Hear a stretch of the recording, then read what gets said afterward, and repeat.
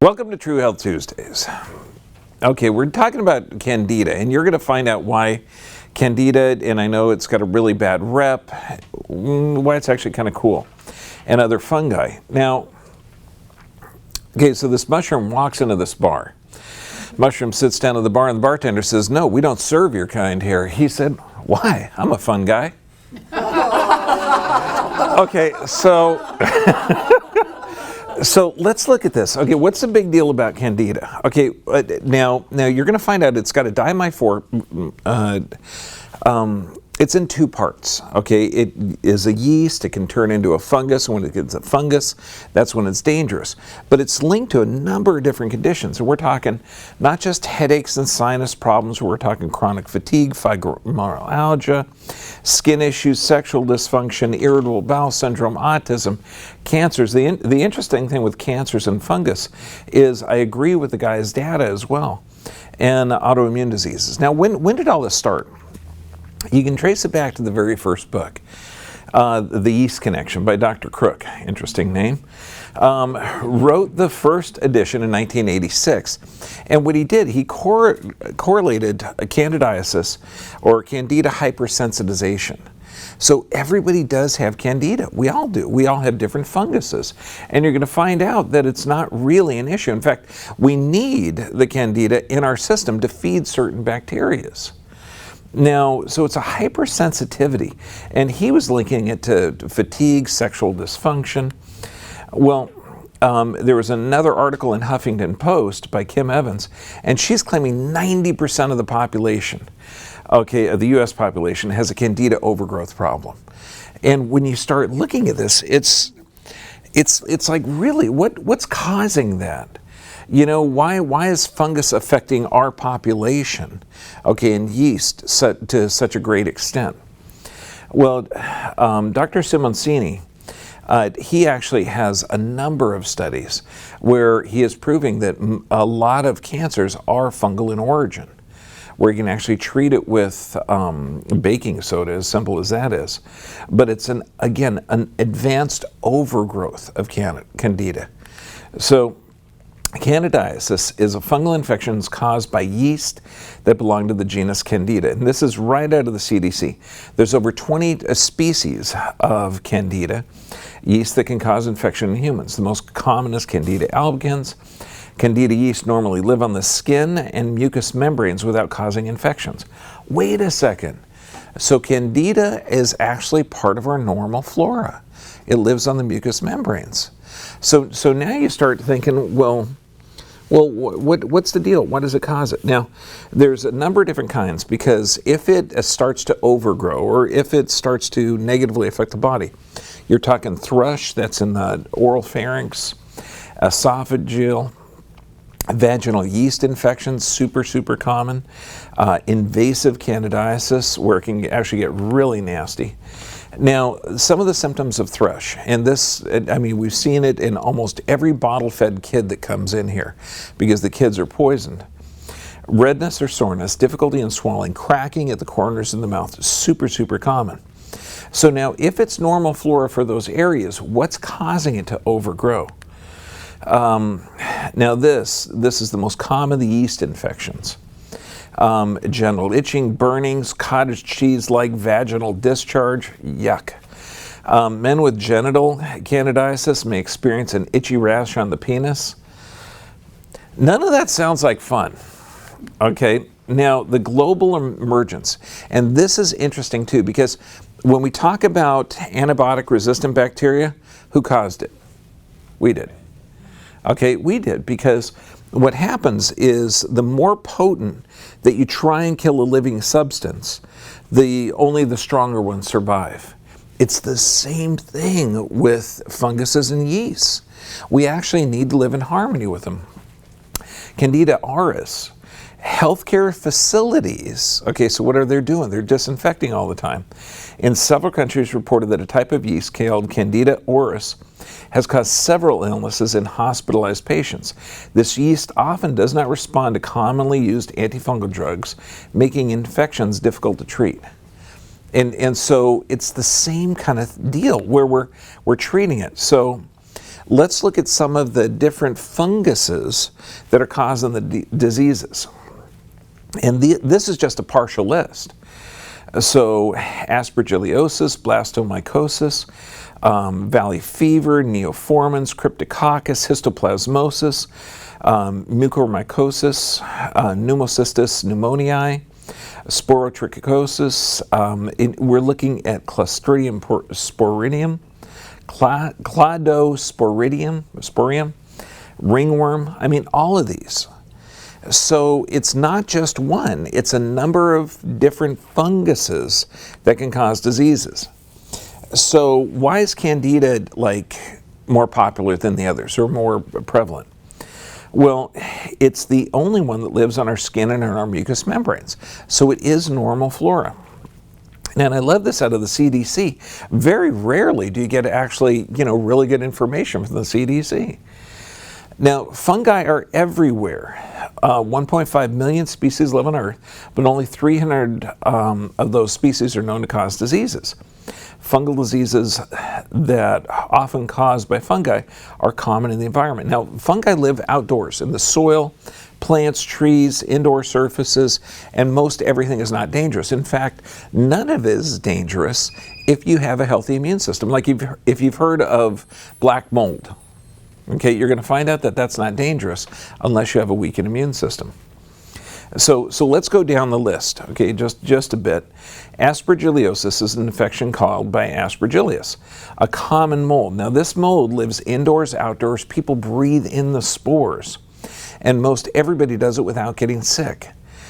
So, and again, according to the CDC, people with weakened immune systems do. They can get sick. Now, seriously, wait a second. So it's normal. So the average person with a normal, healthy immune system can breathe mold spores in, fungal spores in, and not get sick. Cryptococcus neoformans, fungus that lives in the environment throughout the world. People can become infected after breathing in the microscopic fungus, although most people who are exposed to the fungus never get sick. It only occurs in a weakened immune system. And you're going to see this over and over and over again. Now, histoplasmosis, again, breathing in the microscopic fungal spores through the air. Most everybody breathes in the spores, they don't get sick. What is it? A weakened immune system. So we have that normal, not resistance, but it's actually part of our environment. Pneumocystis pneumoniae. Serious illness caused by fungus, and this is from very, very weakened immune systems. It's one of the most frequent and severe opportunistic infections, but only in people with what? Weakened immune systems. So you start to think, okay, well, if everybody breathes it in and only the people with weakened immune systems are getting this. Fungi are most common in the environment, and people breathe in or come in contact with fungal spores every day without getting sick. However, people with weakened immune systems. So it's not the funguses that are causing this.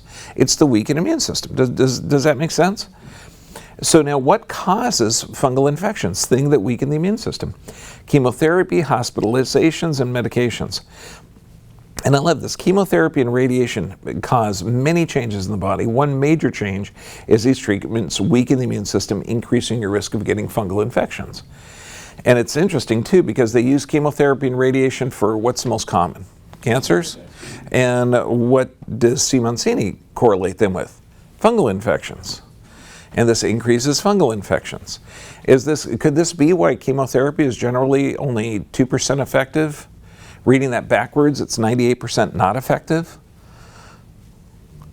I know, it's insane. Okay, now even according to the CDC, they say hospitalizations are dangerous. Even though you're staying in a hospital to get better, it's possible to get an infection when you're there. Yeah, that's called iatrogenic. If you're staying in a hospital for an injury or illness, you may get sick or get at risk of a fungal infection, especially if you have a weakened immune system. Yeah, hospitals are not a place to get healthy. Medications, and we're going to cover this, okay, the list of medications that cause a weakening of the immune system. And it's insane because, well, I'll relay a case today that came in multiple prescriptions. Most serious fungal infections are rare, but they happen when weakened immune systems. Specifically, steroids and tumor necrosis factor inhibitors are two types of medications that massively raise up the risk of fungal infections. Steroids, super common. And we're talking, this is just like a small list of some of the steroids or medications.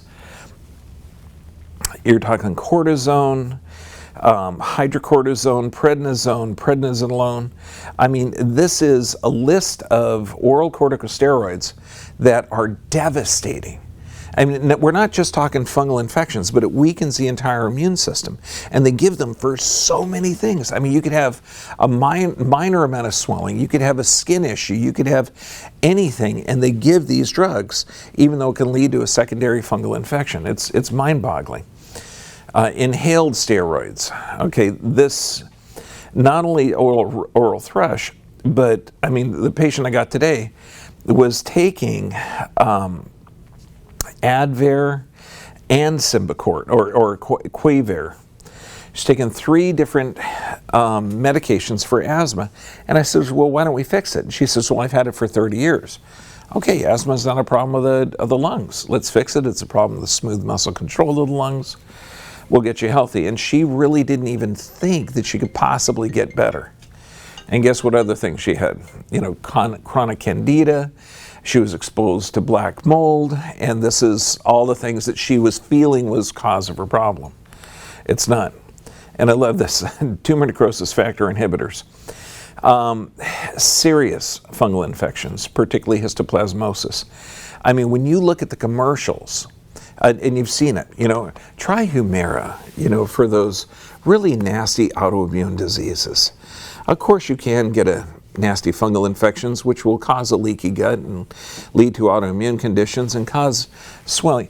I mean, it's literally, I love the picture here. It's like putting a bomb in the middle of these drugs. Yeah, take this. It's going to blow holes in your intestinal tract.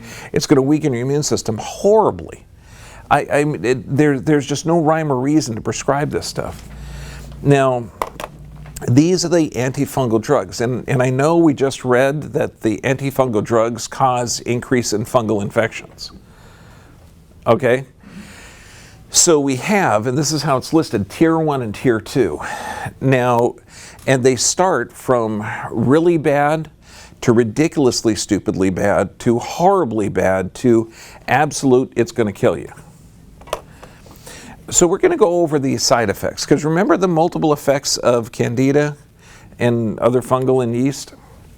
Well, how would you like to take this with the antifungal drugs?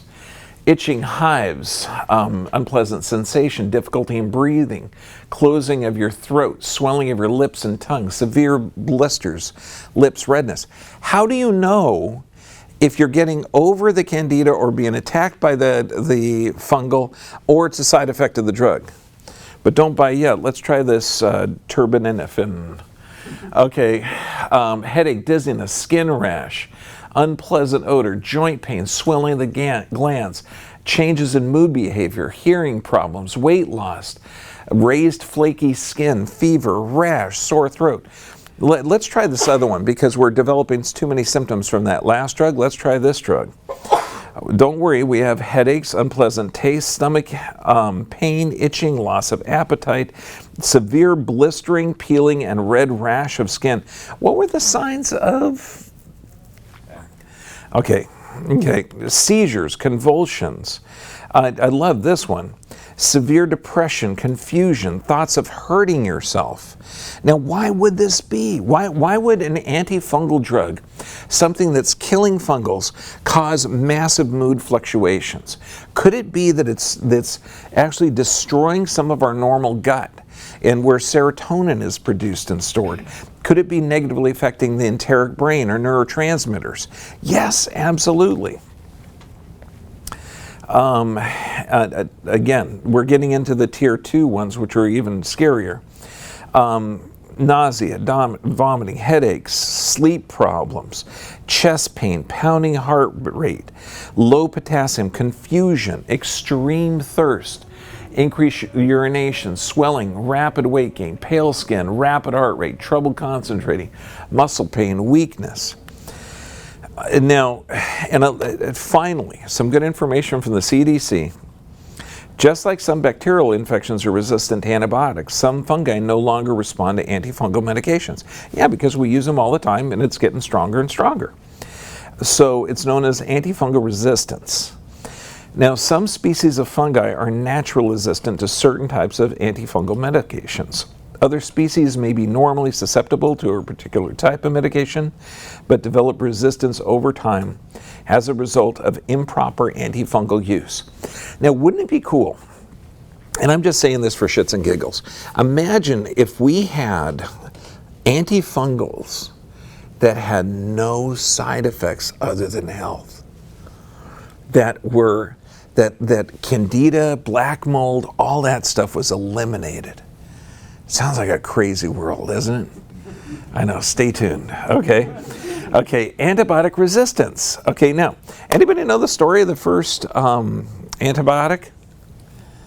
Okay, this guy, he's eating a sandwich in his lab, okay, really sanitary conditions. He's got some petri dishes of bacteria. Piece of the bread falls off of his sandwich, gets in the petri dish, he goes away for the weekend, comes back Monday, there's mold around it, around his bread, and he notices all the bacteria around the mold are dead. And he thought, hey, poisonous mold. It's against life. Let's call it an antibiotic. Okay, bio means life, anti means against life. So cool, we're going to do this whole class of drugs called antibiotics, and they're generally poisonous molds. Were you aware of that?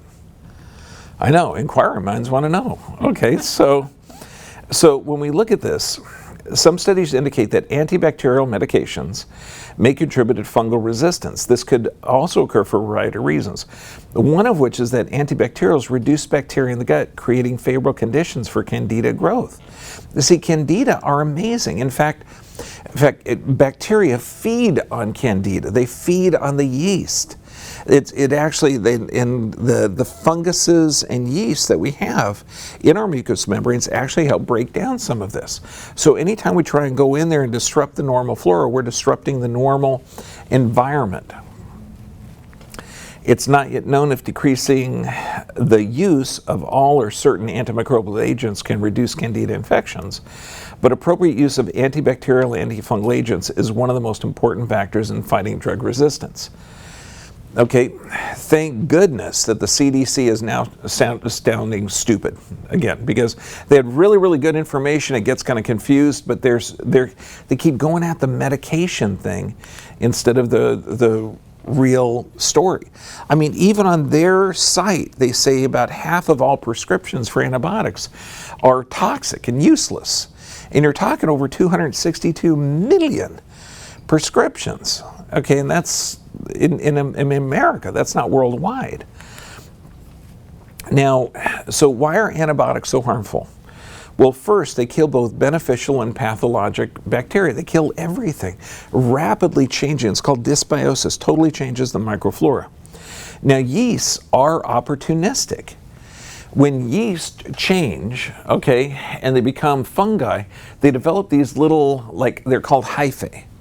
And if you've ever heard of leaky gut, these little tiny strings bore holes into it. So just think of if you've ever seen mold, okay, that's permeating drywall or carpet or anything. What's it look like? It looks like little fimbres or strings sticking in the wall, and it's boring holes in the drywall or through the wood. This bores holes in the intestinal tract. So, and this is where the leaky gut happens. This is where systemic inflammation, this is the deadly part. God, it'd be cool if there was a natural substance that would kill hyphae. Stay tuned.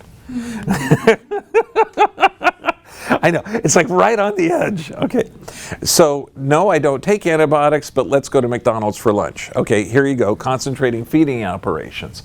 Concentrated animal feeding operations, these things are incredible for spreading antibiotic resistant, loaded with antibiotics.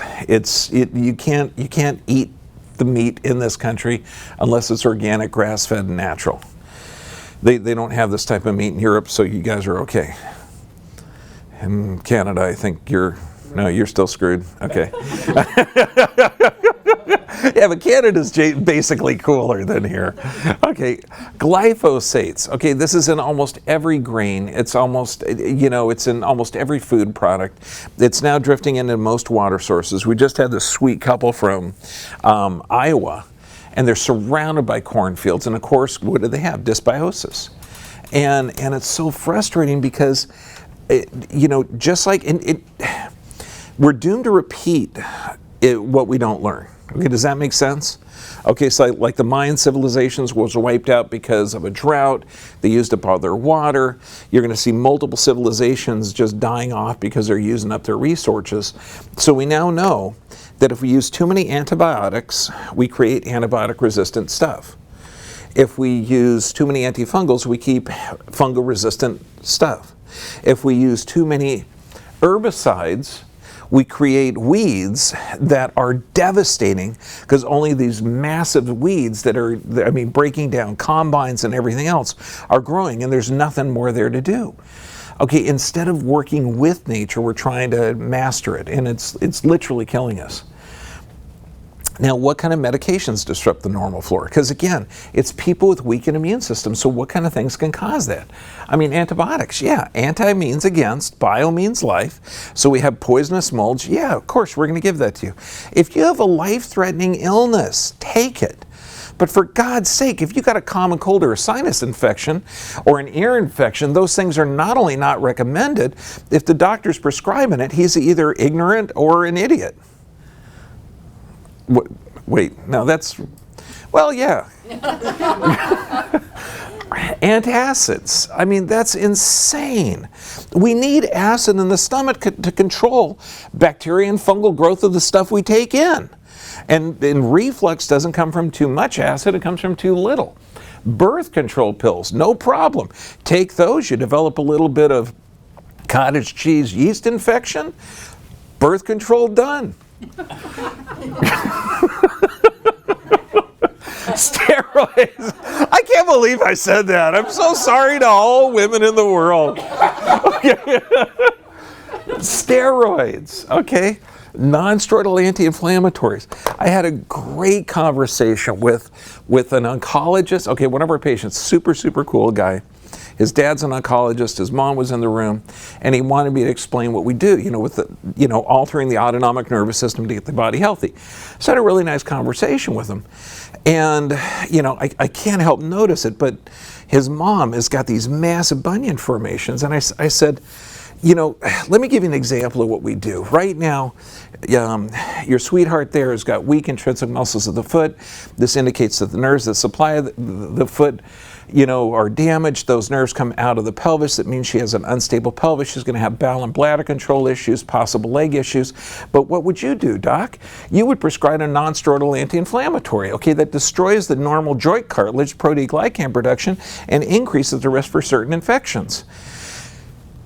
And then they go crazy because they say, yeah, Mom, you can't even stand up for, more than 4 minutes because your legs go numb. You know what she says? I'm fine. I'm fine. All I got to do is just walk around, and then I'm fine. I'm fine. Antidepressants are good in that case, but it may weaken the immune system. Statin drugs, oh yeah, cholesterol drugs, that's brilliant, okay? We're going to lower cholesterol, the building product of every glucocorticosteroid, mineralocorticosteroid, sex hormone, progesterone, estrogen, testosterone, the building product of everything that keeps you alive, we're going to lower it with a cholesterol drug. Brilliant. Okay, that was sarcasm, by the way. Okay, so importance of microflora. You have a 10-to-1. You use 70 trillion cells in your body. You have 10 times that bacteria. We need the good bacteria. We need it. We should be bathing in this stuff. In fact, if you start looking at this, how many people are using antibacterial soap? It's psychotic because that literally is killing the normal flora on the skin. We need healthy bacteria on the skin, in our gut, in our mouth. We have bacteria on our eyes. We have it everywhere. Viruses, and I love this. If instead of we had virophobia or bacteriophobia, you get all these commercials on killing germs. No. It's not the germs. Even Pasteur was you know, the pasteurization process, he kept on arguing, it's the germs that cause it, germs that cause it. And contemporary his, Beauchamp, said, no, it's the terrain, where we're surrounded by bacteria, viruses, fungus, molds, bacteria, everything else. So it's not the pathogen, it's the immune system. Had a great discussion with a doctor last week. And I mean, we were almost coming to blows, okay, because I was saying, you know, Pasteur and Beauchamp, even Pasteur recounted on his deathbed that no, it's the terrain, you know, I mean, as legend goes. I wasn't there, okay, I'm not that old, Heidi, just settle down. Okay, but you know, you start seeing this and you think, my God, could it be that we have a harmonious relationship in our world, in our environment with this stuff, and instead of being psychotically phobic, that I mean, Nobel Prize winner. Humans are well over 50% viral. It makes more sense. It just does, because we're designed to live here. So what's the function of this? What's the function of normal flora? So now also too, when you look at this, you know, we're talking digestion, absorption of carbohydrates, production of vitamins, absorption of minerals, eliminates toxins, distinguishes between pathogens, harmful, non-harmful, keeps harmful bacteria under control, aid in production of antibodies to pathogens, supports the immune system. Now we move to Iowa. We're surrounded by cornfields that are soaked in glyphosates. It gets in our water system. We lose this ability. Think of that. I mean, that just doesn't make any sense. So what causes fungal infections? What does the CDC, what does everybody say? What did Pasteur recount on his deathbed? A weakened immune system, it's the terrain. Okay, medications, particularly the poisonous molds, I mean the antibiotics. Chemotherapy, okay, and that's toxic chemotherapy, not, because you could call vitamin C, you know, chemotherapy as well.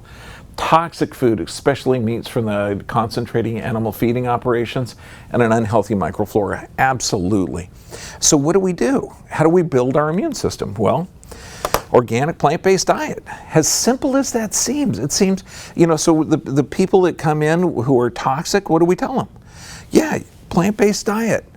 It sounds crazy, but it really is that simple. Healthy saturated fats like coconut oil, fermented veggies, probiotics, and the probiotics, try and get healthy probiotics, because what does that do? That actually gets healthy bacteria in your system. You're taking bacteria in. And then fermented foods. Look at all the different fermentation that you can get in there. Juiced vegetables, blended fruits, raw dairy, animal fat-based omega-3s. It's so simple to get fermented foods. But if you're going to, say, the shelf at the standard supermarket and getting sauerkraut that's already been pasteurized and preserved, that is not living food.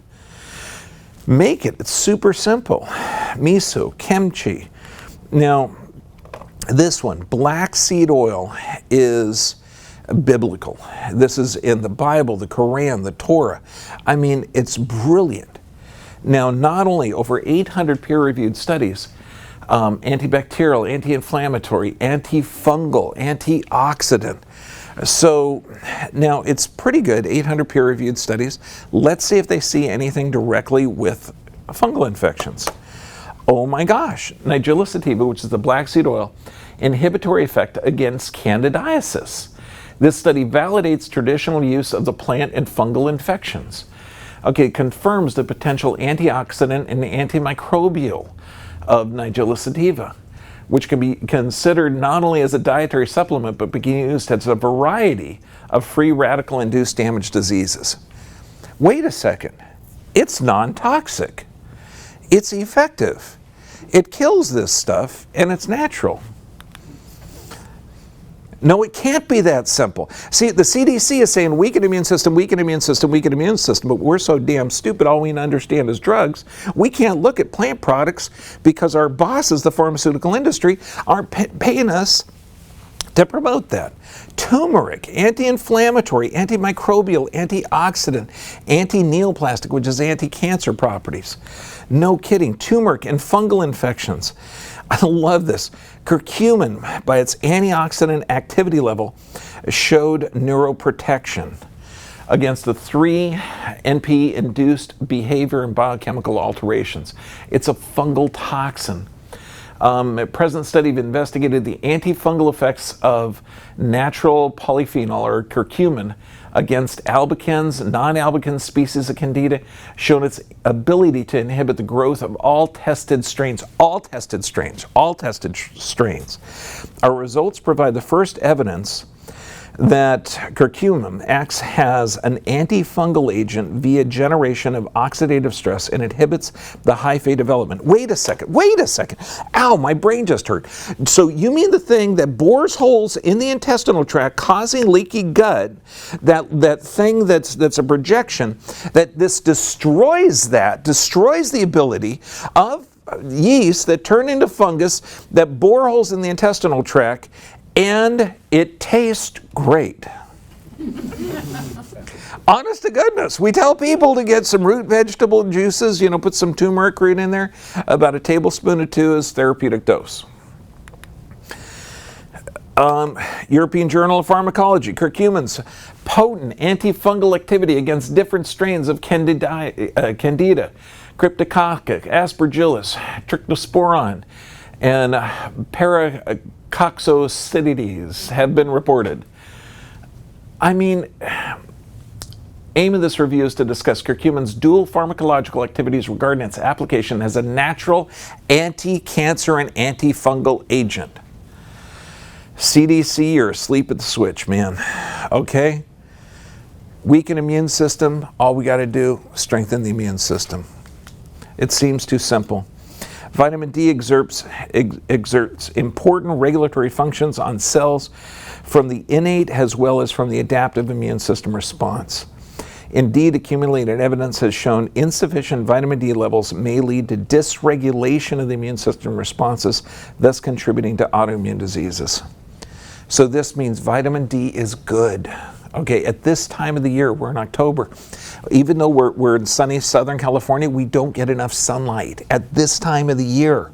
So even we have to supplement now. It's benign. It's good for you. You're not going to get sick from it. What does the asthma research and practice say?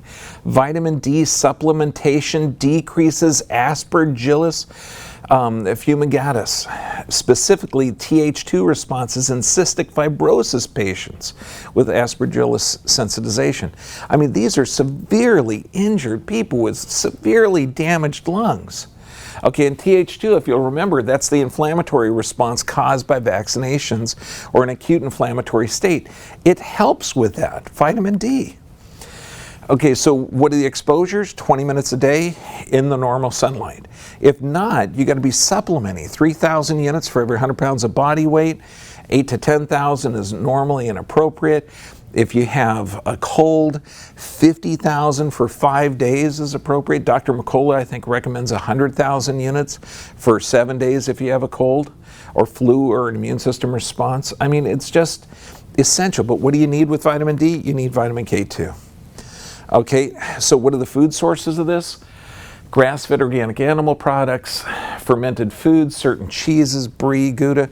Come on, get a little fresh sauerkraut, put a little brie on it.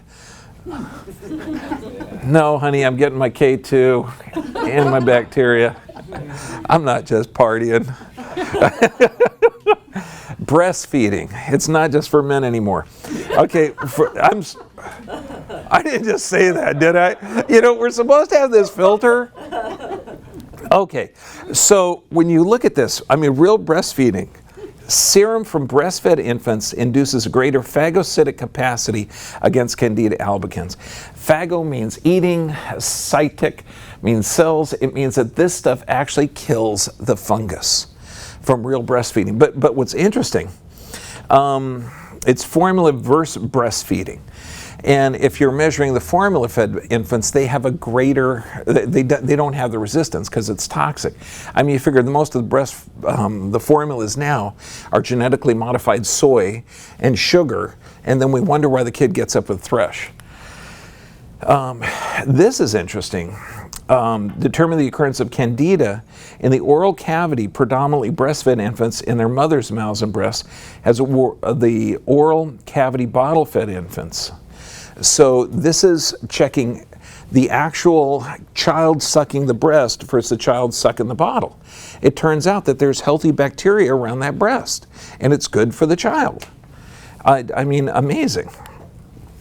Clove in fungal infections. Clove oil may suppress the growth of Candida albicans. It's clear that clove oil shows powerful antifungal activities. Garlic, God bless garlic. The ubiquitous opportunistic pathogen Candida albicans is sensitive to garlic. Resistant to the broad spectrum of active principles present is unlikely, so that its anti-candidal effects may provide an important alternative route to chemotherapy. No kidding. Think of this. Okay, the aqueous garlic extract, 133 multiple drug-resistant gram-positive and gram-negative bacteria you do not want. Okay, isolates, and against 10 Candida were studied. The results of the study support the use of garlic in health products and herbal remedies. I mean, it just makes sense. It's true, my mom broke up with a guy because he didn't like garlic. Honestly, I mean, she said there were other reasons, but then the last was the straw, and he doesn't like garlic. Okay, it's... You guys should have met my mom. She was cool. Okay, antifungal essential oils. Clove, tea tree oil. Now, some of these can be used internally, some of them topically. Believe me, you don't want to use oregano oil topically. It burns, okay? Or you can cut it with something. Lemongrass, cinnamon bark, thyme, lavender, geranium, chamomile, cassia. When we look at antifungal foods, spices, I mean, this is just stuff you should add to your normal repertoire of what you eat. I mean, I love that picture. That's real food. Turmeric, curcumin, black seed, garlic, apple cider vinegar, coconut oil, cinnamon. I mean, it seems too simple that we just put healthy food and healthy bacteria, and you could reverse black mold. You could reverse everything. So when we talk about the 5 keys of health, and we talk about how important the nervous system is, why? Because it's not what's attacking you, it's the terrain. And the nervous system controls and coordinates not only the immune system, and controls the hormonal system, and controls and coordinates every function of the body. You got to have this thing checked. Regular exercise. Why? Because it strengthens the immune system. What do they keep on saying? Weaken immune system, weaken immune system, weaken immune system. Exercise a half hour a day strengthens it. Proper nutrition. This means normal, healthy, organic food. Plant-based diet. I mean, that's just normal. Sufficient rest. Why? Because if you don't get sufficient rest, your immune system is weakened. This is why if you're getting deep sleep and you're sleeping where there is black mold, and you eat healthy and you have a good proper nervous system and you exercise regularly and have prayer and meditation, you won't get any negative effects from it. Honest to goodness. I mean, I know it sounds weird, but the last place I was staying, I moved off of my boat into this little apartment, and they had a huge water leak. You know, cleaned up everything as best we could, but when I moved, I took the bed, you know, the headboard off, and it like stuck to the back wall, and it was ripped. It was just tons of black mold back there. And I thought, wow, I don't have it. Because I'm always getting people who say, oh, man, I had black mold when I was 12, you know, and 65 now, and it's been affecting me my whole life.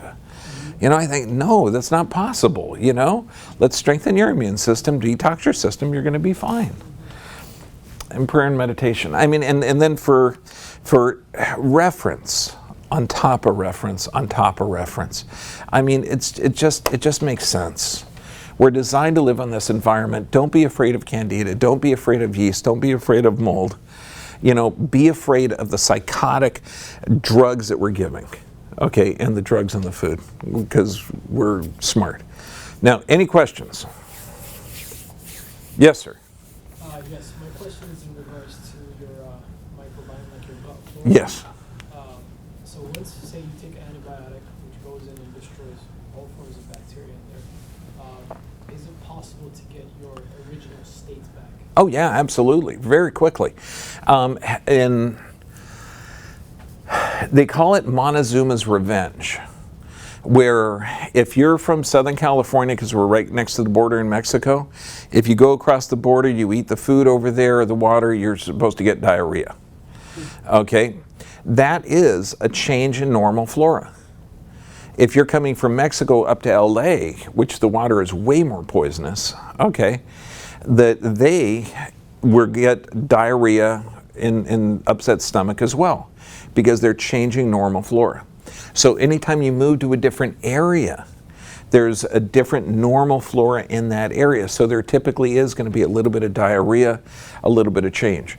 So what you want to do, if you have been poisoned by an antibiotic, fire the doctor. That would be a good idea, because you didn't have a life-threatening illness. Okay, and prepare the environment by taking probiotics. Okay, because that's going to change the acidity of the environment in order to accept the new bacteria in the area that you are. And then try and get some locally fermented foods, locally fermented cheeses, and put a little brie on the sauerkraut and enjoy. Yeah, you'll repopulate it quickly. And plus do the raw organic root vegetable juices. Phenomenal, because root vegetable juices are going to have tons of bacteria on there. And since root vegetables grow in a moist environment, they have anti-mold properties. It's pretty cool. Any other questions? Yes, ma'am.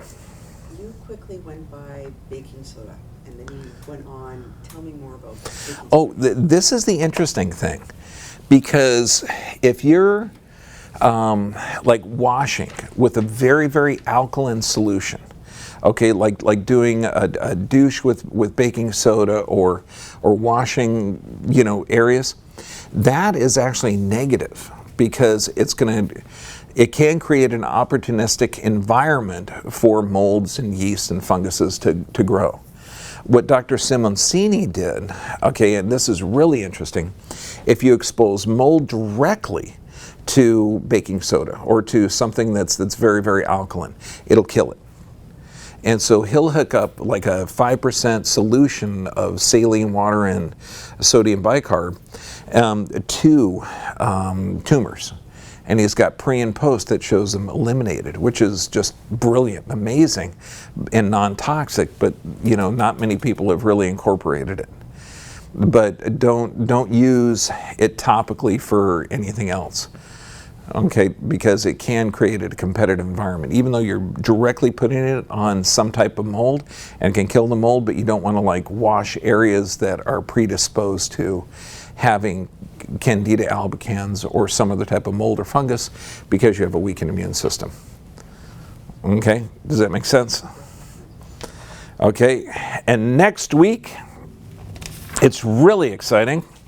Acne, eczema, and other skin diseases. God, what a fun month. Thank you very much.